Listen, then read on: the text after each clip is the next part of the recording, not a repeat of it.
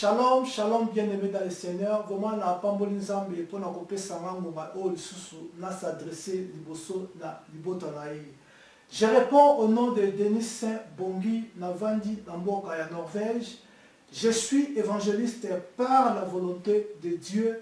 P. Naza, coordonnateur ya groupe d'évangélisation Oyo Ebiengami na Kombo ya lycée.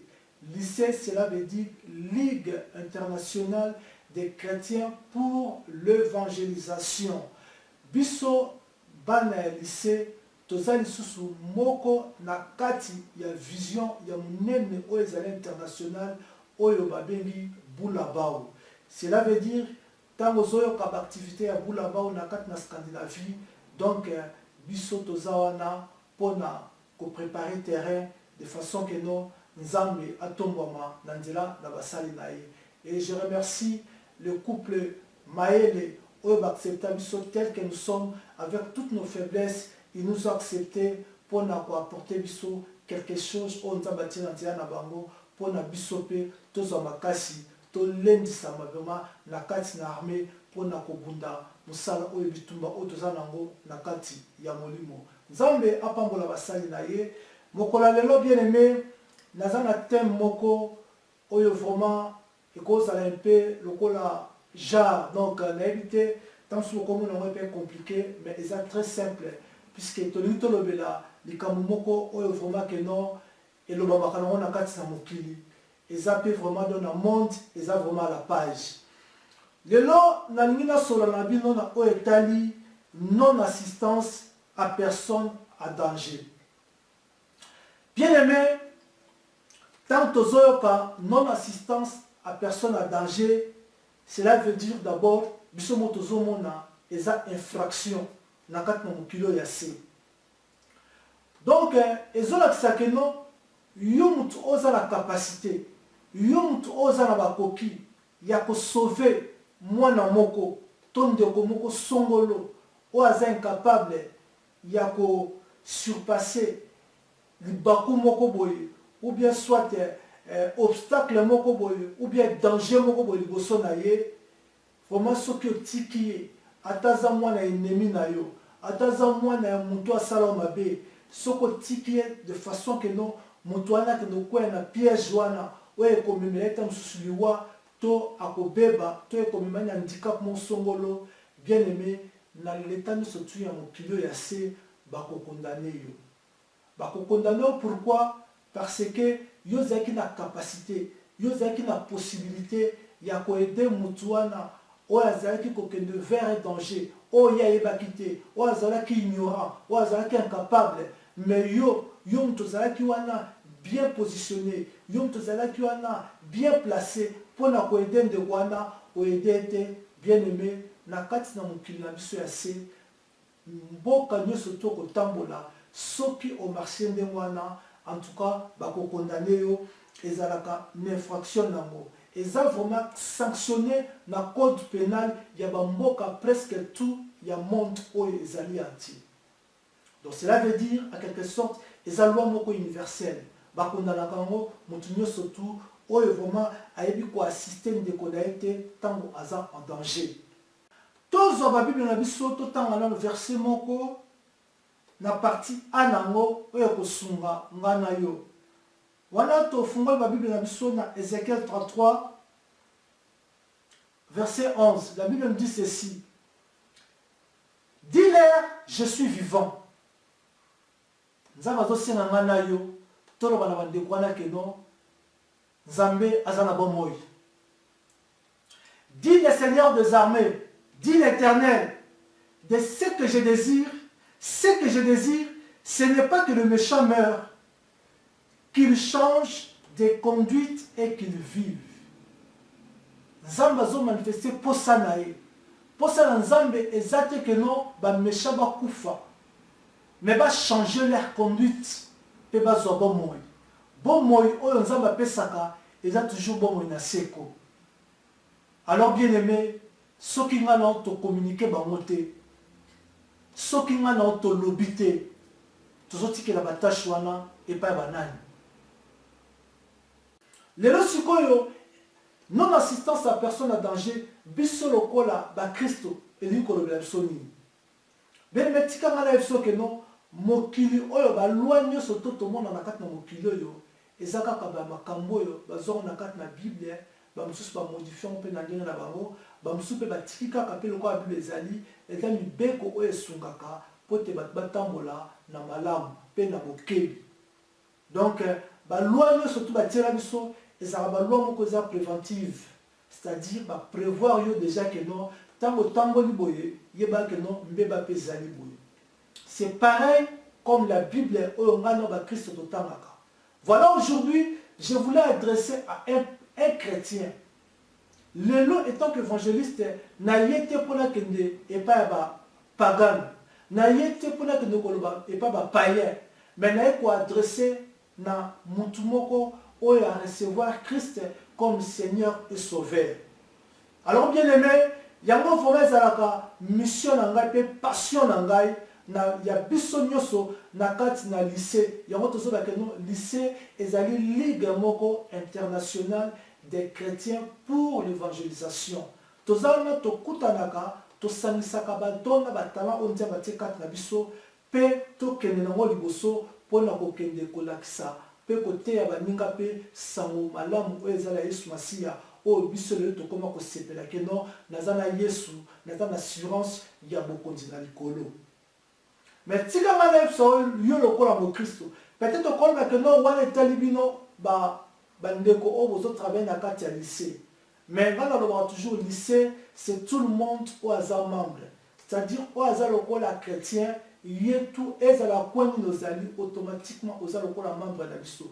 Tu considères que le membre de la biso, peut-être que le biso, au yongana, et c'est même tout sangana, pour que tu kotalisa, peut-être que kosakola oyo ezali sango malamu epa na ba oyo bayebi Yesu te lokola nkolo pe mobikisi. Vraiment, aujourd'hui, Dieu m'a mis à cœur de communiquer quelque chose. Naïba que non, biso pe lokola ba chrétien, ndenge nzamba tia biso kati na mokili oyo yase. Bisika to uti to yebi yango. Mutu nyonso tu mo Kristo soko tunye na vie oyo azalaki na ngwa kikopagano. Tanga zong saka makanisi na esima tanga talaka na vie oya uti siko akoma komona ba danger nini oya lekaki oyo par la grâce de Dieu nzamba sungaye lelo oyo fungole misu amona pena ke non nzamba za bolingo ceux qui nzambe te na ko za lelo invité na lina adresseur et pas na yom de konanga mo Kristo biso nyoso nzamba bengi biso na bisika ya ndenge na ndenge na ba makambo oyo ezalaki ya ndenge na ndenge ba mususu nzamba zwi bango na kindumba ba mususu nzamba zwi bango na kimoyibi ba mususu nzamba zwi bango na kindoki ba mususu nzamba zwi bango na kotonga ba mususu nzamba zwi bango na babitumba ba mususu nzamba zwi bango na koswana na ba mususu nzamba zwi bango na makambo oyo mabe oyo moko na moko na tango nga na zoloba ozoyeba déjà que non yo ozalaki nani avant que lelo babenga mo Kristo oyebi makamni ozalaki kosala nango et lelo oyo etant que mo Kristo eza lokola que non nzambe sikoyo afungola o misu o comprendre danger nini ozalaki courir na bisika oyo ezali soki nzambe te mais lelo oyo ko tout atolo te que non nga naza mo Kristo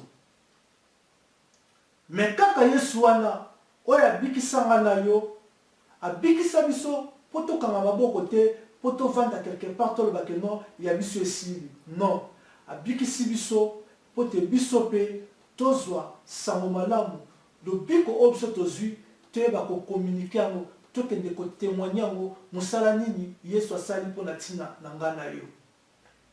Donc toyeba que non soko zalaka moyibi yo tozaka mieux placé pona ko fortifier ba miyibi o bazana kati na mokili puisque yo yebi likambo wana mabe nini eza na kati wana pe sor nango eza nini leo nakanisi ntango omonaka bamiyibi mosusu ozotala ke nobi ke non bandeko so bavandi na kati na mosala oyo mpo baza na kozanga koyeba donc ntango koloba ndenge wana cela veut dire puisque yo lelo comprendre ke non mosala wana ezalaki mabe soki Yesu te mais yo lelo Alors aujourd'hui, le Seigneur nous interpelle aussi.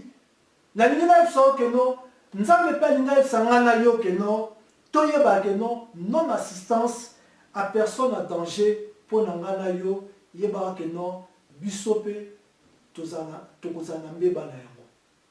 imagine-toi, au moins une des communs où aveugle, à son temps l'andela, à son monate. Alors Azako s'est dirigé vers un carnivore où ils ont vraiment que nous sommes que nous moto soit quoi un carnivore na a osana dégâts. Yosiko ozomona. Ozape na maboko na makolo, oko kiko sumande kwana, soit ko communiquer que non, ko belela que non ndeko, nzela na bisiko zokende na liboso nango mbeba ezali.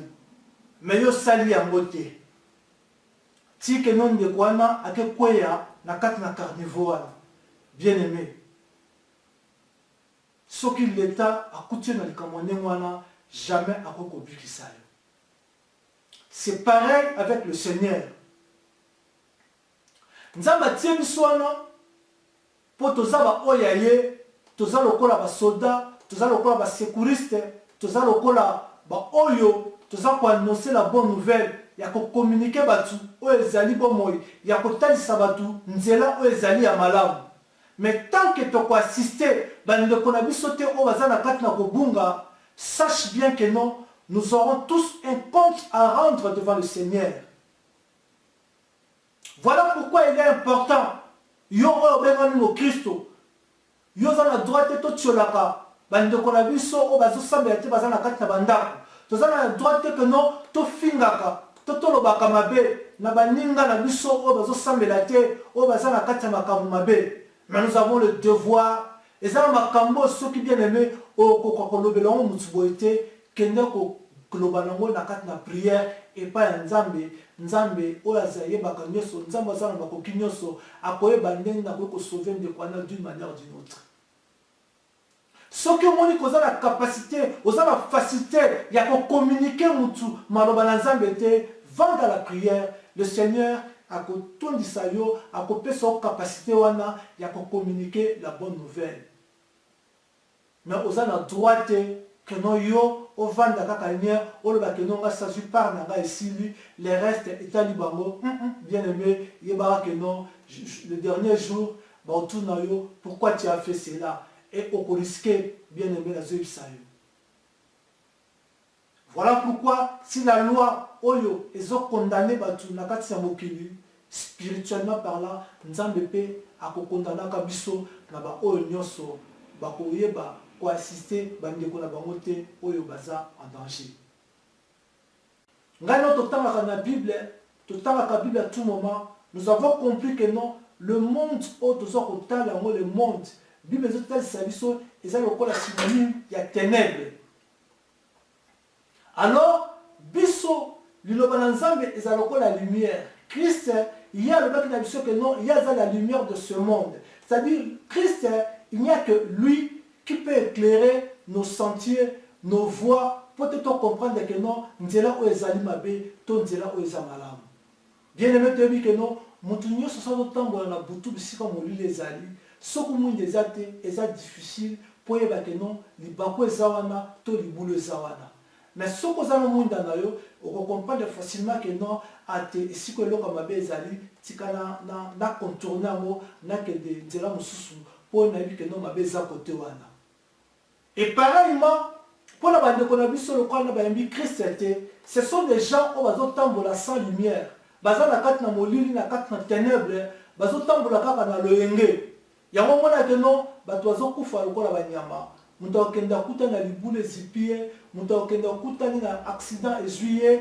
Donc puisque muta zo monate, puisqu'il n'y a que Christ, muta ko peso lumière pour comprendre que non eloko ana bisika les amabe. Il n'y a que Christ a ko épargner na danger moko ko se présenter liboso na yo.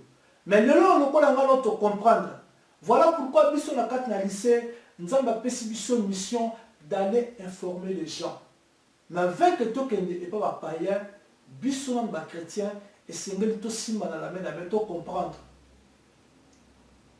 Bien aimé, ils ont la sentence pe o ezelaka biso soki tokokisi mokano ya Christ était o ya bengeli biso na kati na mokilo ya se.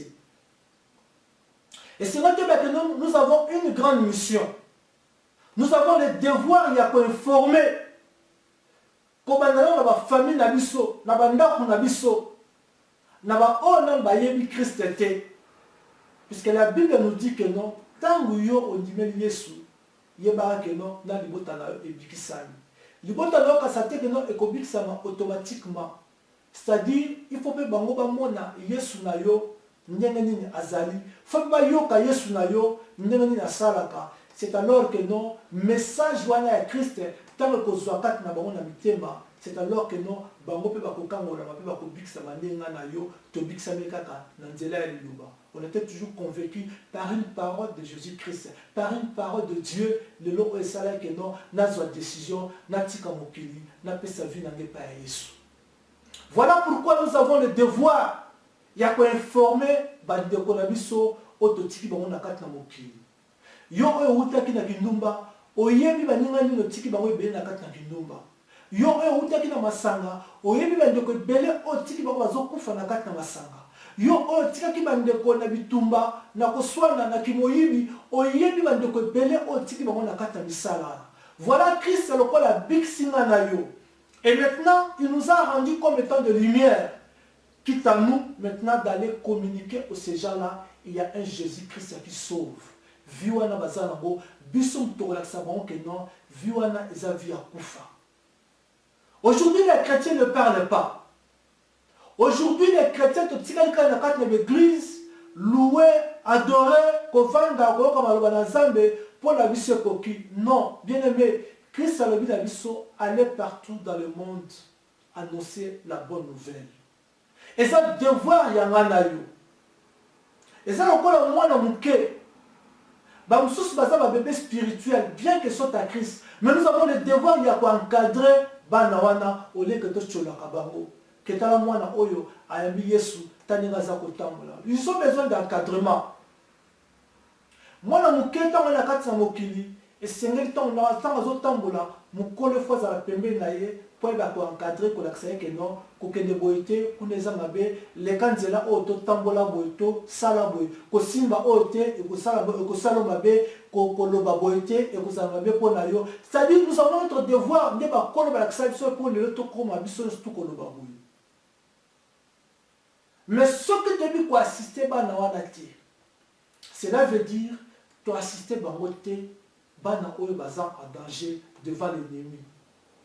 Tu comme tango oyo ezali le temps de la fin, où l'ennemi vraiment a télémi. La Bible déclare il rôde comme un lion rugissant. C'est-à-dire aza susikate, azaka pembe na pona koluka nani akoki kozala voisin na kat l'enfer. Oh bien-aimé dans le Seigneur, si nous pouvons comprendre comment l'ennemi n'a pas détruit la vie à Batou, pour communiquer aux gens. Il y a plusieurs manières, il y a pour communiquer Batou la bonne nouvelle. Pourquoi pas pour découvrir Radio Moko, par exemple, Radio Boulaba. Radio Oyo est à la Kassango Malam. Radio Oyo est la Sarabatu Nerina par rapport à la situation. Radio Oyo est ça la Kamutu. Alenda akola akoma penza mondimi oyazali assidu dans la parole. Radio Oyo et ça que non mutu akoma vraiment mukolo sadi que non yemoko à s'en prendre en charge par rapport à la situation noso oyo comme la ezana butu to ya moyo. Bien aimé, c'est une manière aussi d'évangéliser. Pourquoi pas qu'on a qui ça qu'on a bata pour là pour la église non aussi kozokende. Aujourd'hui, nous sommes les premiers à critiquer même nos églises. Mais si quand on a notre pas maman, mais quand on a besoin pour l'église wana, pour notre hôtel ça va payer que nous voilà l'église wana, les amabe, boyoka les athées, bolingo athées. Mais tant que le bakama solo wana bandeko ba yebi nzambi yesuté. Service nous devons rendre bas. Tout ça pour assister bango devant danger bazana ngo devant l'ennemi, tout ça pour exposer bango. Même il faut dire le bien de nos pasteurs, le bien de nos encadreurs, Nous savons bien que non, nous tous avons la faiblesse. Mais ce n'est pas à nous, pour nous exposer la faiblesse, la défaut partout avec les gens qui ne viennent pas dans l'église. Bien aimé, que non, pour que vous en compte à rendre devant le Seigneur. Pour nous, Or, Nzambe nous a envoyé, le Seigneur nous a envoyé pour aller pour communiquer la bonne nouvelle de Jésus-Christ et non la mauvaise nouvelle des gens dans l'église. Voilà aujourd'hui, non-assistance à personne à danger, vraiment, ils sanctionner. Même dans le ciel, vous allez sanctionner ceux qui ont assisté à danger. Aujourd'hui, les chrétiens te vendent pour critiquer. Voilà celui-là, Alinko Sambelate. Voilà celui-là, Alinka Kamakamobusoba. Voilà celui-là, Alinka Kamakamabonyama. Mais bien aimé, il faut tout ça, on se rappelle qu'on sait Sabiso, Mwanda Musima, Ngano Toutaki Wapi. Il n'y a aucune personne au Yabotama chrétien. Nous sommes tous devenus des chrétiens. Voilà pourquoi nous avons le devoir, peut tous en avoir souci, tous en avoir compassion. Il y a une économie de titre on a quatre namokili. Même si les gens ont finir à l'église, même si les gens ont critiqué le pasteur, puisque quelque part n'a pas koyeba. Il y a une importance, il y a bénédiction autour canadienne à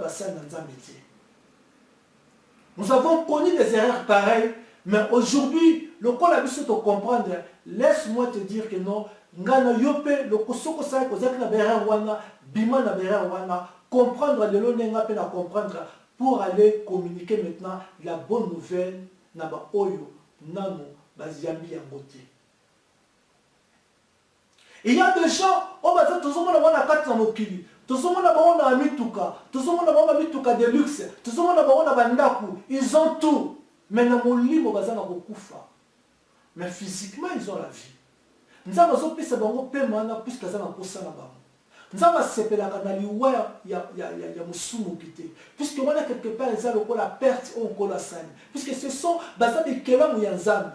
Ya nzambe tellement zo pesa bango pema. Nzambe zo tike na bango temps, azana posa que no biso tous à lokola ba instrument on nzambe ali ko utiliser pour na kokende auprès de ces gens-là leur communiquer la bonne nouvelle de Jésus-Christ. Oh bien-aimé, alingi ndoko moko ayokanga na motema penza ya molimo, na matoi penza molimo. To me quand même ko changer moi kotala makambo nyoto la kati ya mokili. On est là toujours dans des critiques. On est là toujours pour la kofinga ya makambo mabe. Oui, il y a de ces gens où vraiment que non, bazo sala mabe zo monana. Mais nous en tant que des chrétiens, nous avons d'avoir le devoir ya ko bondela. Ya ko Christ a recommandé biso même que non, to bondela pe pour na ba biso. Puisque azana besoin na ba. Toko avancer par raison, tout autre toko pesa. Oui, et ça dans la réalité, c'est bien, mais ce n'est pas la vérité. Laisse-moi te dire. Yango l'évangélisation biso, et ça vraiment passion à biso. Et je bénis le Seigneur na azo sa biso na couloir ya kitoko na basali na ye o penda basengeli tel que Edi Mayele na maman na biso Jitikael Mayele. Nous sommes bénis avec une collaboration et ça vraiment coïncidence moko ya Nzambe o esali que non ezo sunga biso tous bénéficier na ba grâce moko vraiment o Nzamba tekat na baona nene singeli Nzamba pambola couple wana. Nous sommes là papa, maman ozo kangai. Ngao tobenga na ba Kristo, c'est le moment où faut téléma pour aller apporter la bonne nouvelle de Christ. Tolo babolamu o Nzamba sala biso. Totatola bolingo na Nzambe. Ngano to moni bolingo na Nzambe. Toyembaka bien que non, bolingo na Nzambe le kebele toko kotanga ngote. Mais nous avons quand même ba témoignage toko ko lobela pona batu, occupé ko édifier batu. Et ça ba tumususu ba bika kaka na ba prédication na l'église té. Et ça ba tumususu ba bika kaka soki yo lobi, soko fungoli monoko, o lobi pona nkolo, c'est alors que non muto na bikisama. Mais tant que nous avons tous le bâti, tant que nous avons tous nous communiquer la bonne nouvelle, tu verras que non, tu vas rendre ma vie difficile. Lèvons-nous bien-aimés. Et on a aussi un gars qui est en Norvège, ou en Scandinavie. En tout cas, veuillez nous rejoindre dans la carte à lycée. Nous avons besoin de vous. Vous avez un talent spécial. Vous avez un don au Saint-Esprit qui est en makasi. Mais c'est plutôt ça de la yango.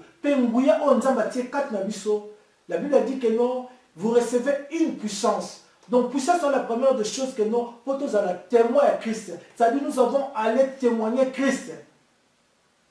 Mais ce que vous voyez dans le cas de ce que vous voyez dans le cas de béton, un jour, tout na biso que non et loko nga na pesa pio motuya au salaki nango nini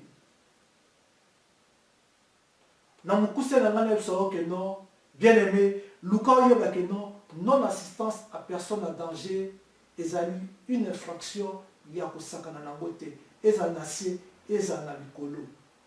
Alors prions à ce que le Seigneur nous remplisse de sa puissance et que le Saint-Esprit nous rende capables pour communiquer la bonne nouvelle, pour aller évangéliser à tous ceux-là qui ne connaissent pas Christ. Vraiment, Nzambe apambola bino, biso tozana la carte na Norvège, contact na biso zaliwana, nous sommes là, tozana ba activité belé auto organisaka, tozana ba moment auto organisaka ba gapé, ba journée d'adoration, ozali moyembi, ozali Moussa Nzambe, on peut toujours collaborer d'une manière ou d'une autre, selon la grâce de talent au Nzambe ate kati na mutu na mutu. Nzambe apambola bino oyo balandinga na mokolo ya lelo, c'était évangéliste Denis Saint Bongi na kati ya Norvège. Que Dieu vous bénisse. Bye bye.